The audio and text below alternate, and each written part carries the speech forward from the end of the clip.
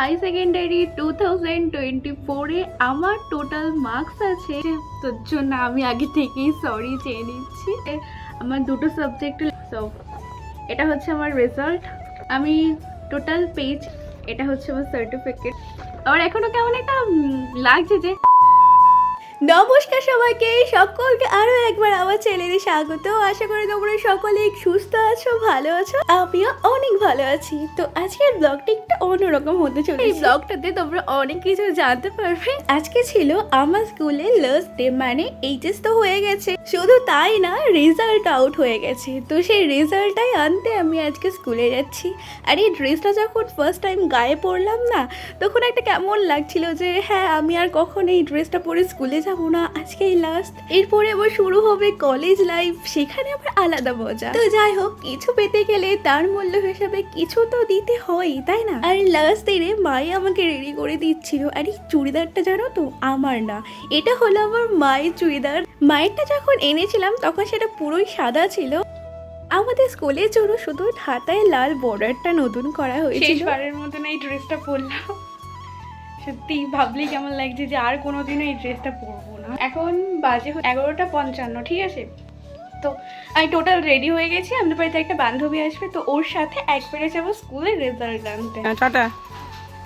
তারপরে তো স্কুলে পৌঁছে গেছি, আর পৌঁছানোর পরেই দেখলাম অনেক বান্ধবী চলে এসেছে আমার আগেই। 1 ঘন্টা মতো লাইন দেওয়ার পরে পেয়ে গেছিলাম আমার রেজাল্ট। সেটা নিয়ে চলে এসেছিলাম আমি যেই ম্যাডামের কাছে টিউশন নিতাম, সেই ম্যাডামের বাড়িতে। আমরা যতজন পড়তাম সবাই গেছিলাম আমাদের রেজাল্ট দেখাতে।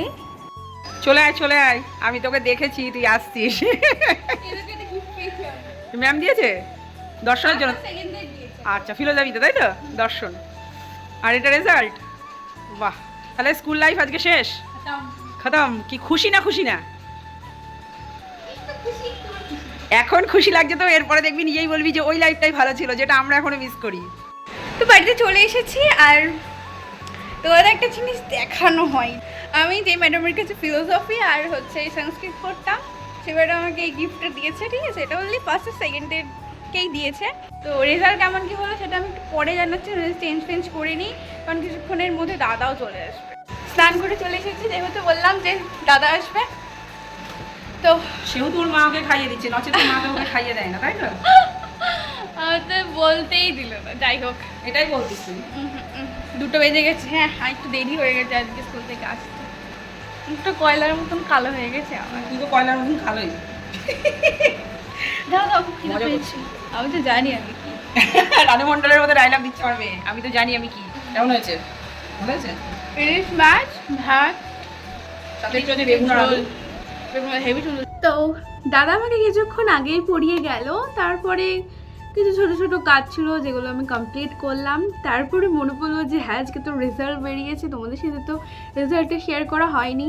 আর আমি আগে থেকে বলে রাখছি, আমার ফোনে কিছু ছোট ছোট প্রবলেম দেখা দিচ্ছে নতুন করে, তো সেই কারণেই আমার ব্লগগুলো যেতে যেতে একটুখানি লেট হচ্ছে। তোর জন্য আমি আগে থেকেই সরি চেয়ে নিচ্ছি। কত পার্সেন্ট নাম্বার পেয়েছি, কটা সাবজেক্টে লেটার আছে, কত কি টোটাল মার্কস আছে, সব কিছু আমি বলবো।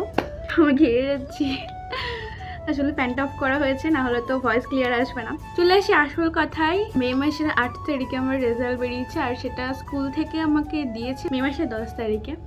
আমি টোটাল পেয়েছি 93.2% মার্কস। তার মধ্যে আমার একটা লেটার আছে, সেটা আমার 90 করে মার্কস আছে। এই ক্যালকুলেশনে তোমরা কিছু আইডিয়া করে নাও কত কি পেয়েছি কি না পেয়েছি, তাই বলার ছিল, যার জন্য এখন গর্বের মধ্যে বসে বলে দিলাম। এরপরে আমি বাবার কাছে বায়না করেছিলাম যে কোথাও ঘুরতে নিয়ে চলো। কোথায় যাব কোনো জায়গা না পেয়ে, তারপরে লাস্টে বাবা বললো তাহলে চ গঙ্গা থেকে ঘুরে আসি সবাই মিলে, অনেক দিন যাওয়া হয় না। তারপরে আমাকে তো একা হাই রোডে উঠতে দেয় না, যেহেতু আমারও আসা হয় না ও বাবা মার সাথে ছাড়া। ভেবেছিলাম একটু দূরে পরে চাপাতলার দিকে যাওয়ার ইচ্ছা ছিল, কিন্তু একটু রাত হয়ে যাওয়ার কারণে আর যেতে পারিনি। তাই যাচ্ছি আমরা ভাঙা ভাঙা রাস্তা, সুন্দর একটা ভিউ পাওয়ার জন্য। কি রাস্তা দিয়ে দেখো হেঁটে হেঁটে যাচ্ছি, এটা গঙ্গার রাস্তা। এই দেখো কাণ্ড। ফার্স্টে আমাদের প্ল্যান হয়েছিল যে একটু নিলিবিলি কোথাও একটা সাইডে গিয়ে আমি আর মা একটা রিলস করবো। ও বাবা, কিছুটা তো যেতেই দেখি এটার বাড়িতে জায়গা হয়নি বলে রাস্তায় ঘুমিয়ে আছে। তাই ছোট ফিরে আসে আর তারপরে এনাকে না আমার বাবা ওই চা আর পাউরুটি দিল। আর দেখো কতটা খুশি। অ্যাকচুয়ালি উনি একজন মানসিক ভারসাম্যহীন, আর ইনি থাকেন এই গঙ্গার আশেপাশে। আমি ছোট থেকে এনাকে দেখছি এরম ধুলো ঠুলো মেখে পড়ে থাকি। এর আগে না বাবা এনাকে একটা নাইটি কিনে দিয়েছিল। অনেকদিন পর যেহেতু গঙ্গায় গেছিলাম, প্রচুর সময় কাটিয়েছি, সাথে অনেক ছবি তুলেছি, এরকম রিলস তো করেছি, সাথে ভিডিওটাও অবশ্যই করেছি, নাহলে তো তোমাদের দিতে পারতাম না। এবার বাড়ি চলে যেতে হবে, অনেকক্ষণ ছিলাম। বাড়ি আসার সময় তো ওখানে গেট পড়েছিল বলে আর রঙ্গমঞ্চে দাঁড়ানো হয়নি, কিছু নেওয়াও হয়নি, তাই জন্য আবার বাবা গিয়ে আমাদের জন্য নিয়ে এসেছিল মোগলাই। এটা দিয়ে টিফিন কমপ্লিট করে নেওয়ার পর রাতে ডিনারটা ছিল একদম হালকা পাতলা, আলু সেদ্ধ, ভাত আর পটল ভাজা, যেটা আমি খাইনি, মাই খেয়েছিল। তারপর দেখছো তো এরকম সিঁদুর ফিঁদুর পরে আমি কেন সাজছি। অ্যাকচুয়ালি একটা ছোট শর্ট ভিডিও করার ছিল, তার জন্য এত সাজু গোজু। তো এই ক্লিপটা হচ্ছে আমার ভিডিওটা করার পর, আর এই টাইমে তো আমি পুরো মেকআপ টেকআপ সব তুলে দিয়েছিলাম, এমনকি সিঁদুর ফিঁদুর সবই তুলে দিয়েছিলাম। ওইসব পরে যেন কেমন একটা লাগছিল। তো আজকের ব্লগটা এতটুকুই, বাই।